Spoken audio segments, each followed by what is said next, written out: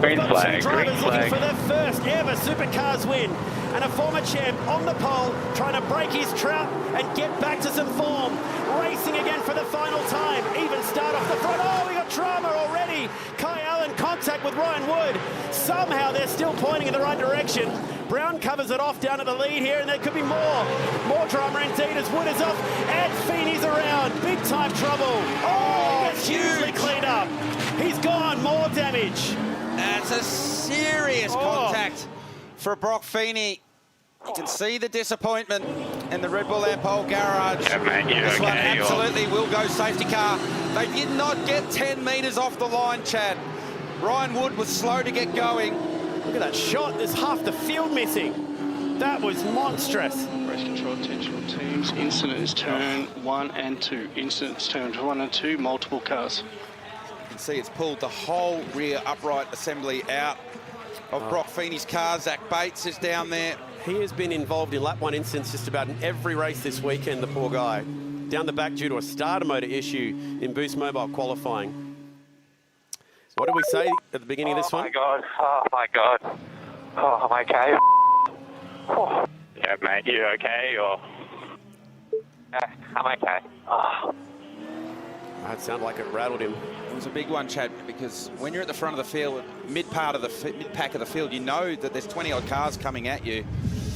So go right back to the start, and you'll see it. Ryan Wood a little bit slow to get away. Kai Allen goes to the inside, and then they get squeezed, and there's contact there. Both Allen and Wood have got damage now, so they're compromised for the run down to turn 1.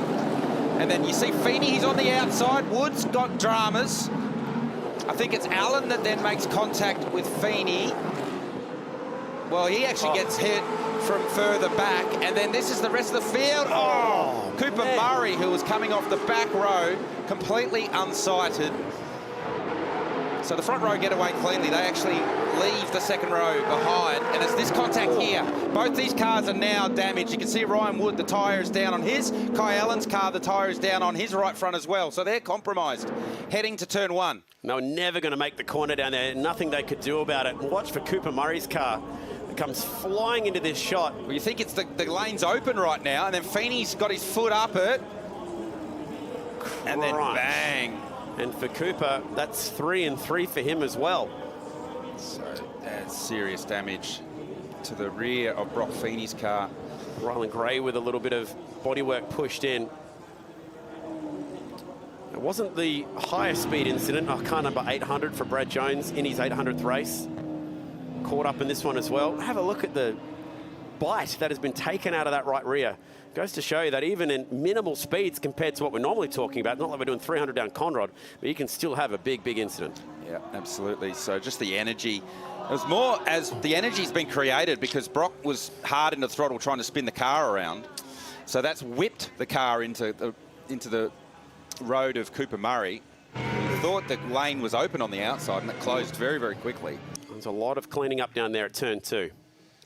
It certainly is. So not only has this got implications for this race here, but also it's actually a reasonably short turnaround time to have the cars prepped, ready for sea freight to head to New Zealand. There's a double good point. header. So that was one of the reasons why they erred on the side of caution here last year with the rain. Yeah. So they'll be the minds not only at 888 Race Engineering that operate the Red Bull Ampol Mustangs will not only be on what's going on here, right now, but also starting to cast an eye forward to preparation time to have everything loaded.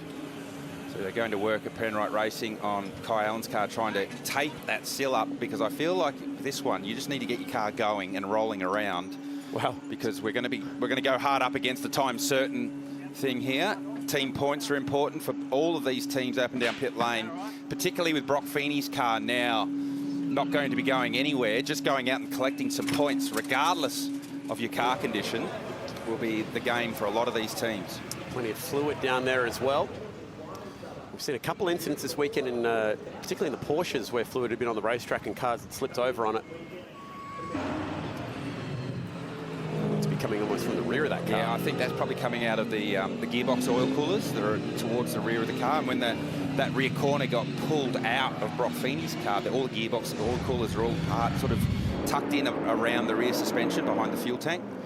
So it's a pretty good launch by the front row. You can see they're starting to gap and go away. It's back here with Ryan Wood. He's trying, it's actually Kai Allen trying to thread the needle between James Golding and Ryan Wood. Contact there, and instantly both those cars have tyres go down. So you can see both their cars diagonally down in the front. And then it's further back in the field. You see Macaulay Jones. He is now trying to get up the inside of Kai Allen. There's contact there.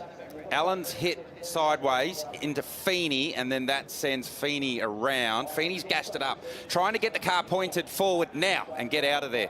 That didn't work. Here comes Cooper Murray thinking the lane's open. You cannot change direction that quickly. And straight into Brock Feeney, Cooper Murray goes. And then watch Declan Fraser here. Just get through, smallest of contact with Andre Heimgartner. A famous number. And this team who has won so many races at this venue, trying to, like we said earlier, break that drought as he brings the speed back up and the noise back up, and the supercars roar to life again.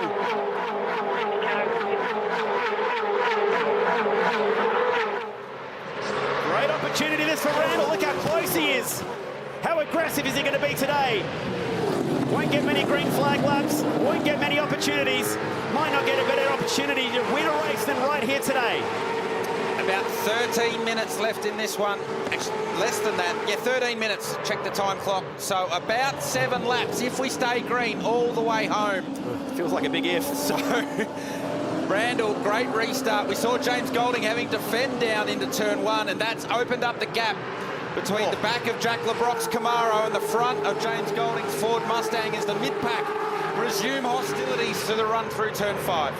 And the spot yesterday where Chaz Mostert, what a shot that is, got into the rear of car 888, picked up a 5-second penalty for that one. Under the palm trees, they go through 9 and 10. How close is Randall this time? Oh, how close is Kostecki this time? He had a great run off turn 10. Cameron opens the door. You don't open the door to Brodie Kostecki because he'll walk right through it. Kostecki to third. Randall's seen this trick before.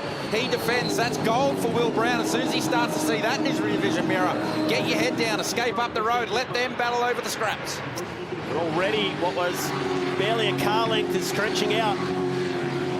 And again defensive. Here we go. Kostecki goes anyway. Oh, good move. Nice. Good move. Fainted to the outside and then straight to the inside. Super decisive. Didn't overrun the apex.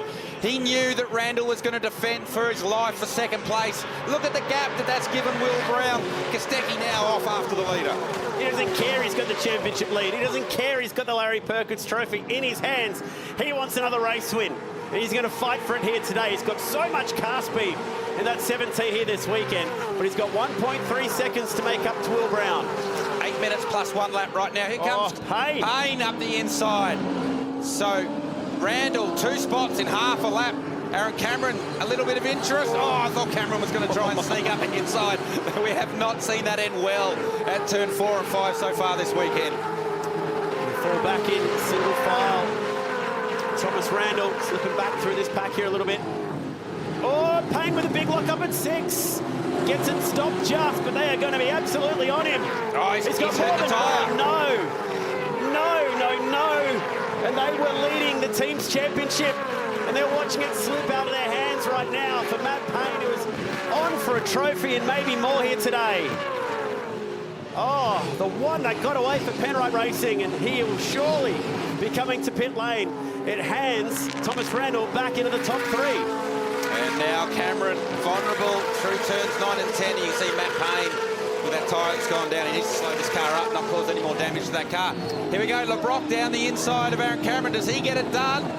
Yes, he does. And now teammates battling as James Golding follows him through. Tim Blanchard to be watching through wincing eyes at the moment as Cameron loses 3 in a flash. Once the doors open, and well, once the gates open, it's hard to close it. The cattle come through. And now Aaron Cameron getting boxed. Oh, he's got dramas. He's coming to the lane and trying to get there. He actually had an incident with Mostert. There's more on here with Hill. He got served through the last corner. Car 14, turn 14. Do these guys not remember lap 1, turn 1? It was a distant memory for them. Aaron Cameron, 4 races in a row that have slipped through his fingertips. And you cannot help but feel sorry for the kid. So fast as Allen just drives it down the middle. keeps everyone in his mirrors for now, and will set sail for the car up the road, which is going to be Jones. Oh, there's drama here, and it's a couple of rookies. The Solo Energy car gets absolutely served at turn 4 and put out to the car park. Jackson Walls is right in the middle of that one. Heard it coming. We've found the pictures. Oof. So that's what he's trying to do. He's trying to be as close to the rear bumper right now. Here we go. And get off turn 10. It's coming. Turn 11. Not bad. He's not bad. He's there. Will Brown's going to have to defend because Kostecki's been coming from a long way back. And it's a defend. Late defend from Will Brown's got the rears locked. He's locked it up and he's got him. He's got it done. Will Brown couldn't stop it, and Kostecki just takes that race lead away from him. Oh, Kostecki had him spooked beautifully there. It was just the threat of the pass that got Will Brown. So Kostecki just fainted. Will Brown tried to cover it, and as he moved the car in the braking zone, it unsettled it. And we've seen that all weekend. Very nice. Last lap, mate. Last lap. Seen that all weekend from the Red Bull Ampol Mustangs. They've been nervous in the rear under brakes, and it called Will Brown out. Watch this one. So Kostecki doesn't do anything. Will Brown covers a little bit more, and then it sets the rear off. Almost lays a couple of licorice chips down. He's got the handbrake on, heading down to turn 11, and Brody Kostecki, it ends up being a whole lot easier than he expected. This is the Brody effect. You can hear it. You can hear it. You can hear it, and then late it was chattering in the rear. Treated to 3 thrillers in a row, and he is going to win this prestigious Larry Perkins Trophy in absolute style today. He was the boogeyman, snuck up behind him and took that race win away. Awesome stuff, mate. That's how you do it. Scared him out of a race win. Winner of the Larry Perkins, well done.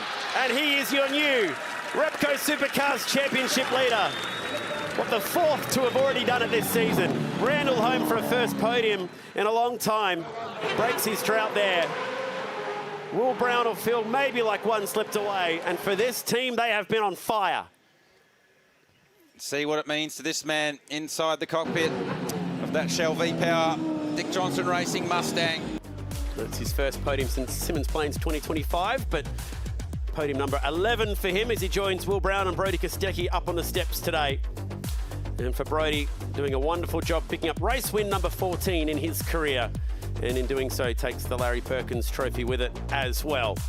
And he gets there with the championship lead ahead of Will Brown and Thomas Randall. Jack LeBrock, another great performance from him, passing some cars today to get inside the top 4. Declan Fraser up to 11th was a pretty handsome effort from him. Macaulay Jones, for Brad Jones' 800th, gets inside the top 10. Certainly some storylines there. And how about that one for Brock Feeney? Not making it home and collecting some points today. That was a Supercars thriller to finish off the weekend. Who will become champion in the 2025 Repco Supercars Championship? The best drivers in the country go head-to-head. This year, for the first time ever, it's about making the finals. It's very much like the playoff style that we see in NASCAR. You just can't afford to make a mistake. You're going to have to win races at the back end of the year. Come Adelaide, there's going to be 4 drivers fighting for a championship. Grand final weekend. How is this going to play out? It takes no prisoners, so it's going to be absolute war out there this weekend. It's going to be tears. Yeah, going well. Go, Daddy. Hey mate, good luck. Go get it. Right, this is your conditions. You talk about drama, you could not have scripted any better than this. We couldn't have hoped for 4 better finalists. May the best driver win. New supercar era begins. I've always been the underdog. A lot of people are doubting me and counting me out already. I'm turned up. I literally pulled the gear and I feel like the engine died. Oh my God! I'm coming. Some people should be worried. That's an aggressive pass. Come on. I hope you absolutely cream Fina. We can beat him pretty easily. Stop and do it. Tom Brady has won 7 Super Bowls. Michael Jordan, you don't speak about them because of their consistency over a season. You speak about them because they can perform when it comes time to perform. Then the ball goes Boston. Deep down inside, it kind of hurts a little bit when people say you haven't won one yet. There's no doubt going to be carnage. It will be controversial. You learn more from your losses than your wins. It's going to create some very cruel heartbreak. Me and Brock are really good mates. We'll try and figure it out. Yeah, I don't know. I'm sure he's happy, but There's no greater feat in this sport that we've wanted to achieve. Oh, I love you, mate. we're going to get there one day.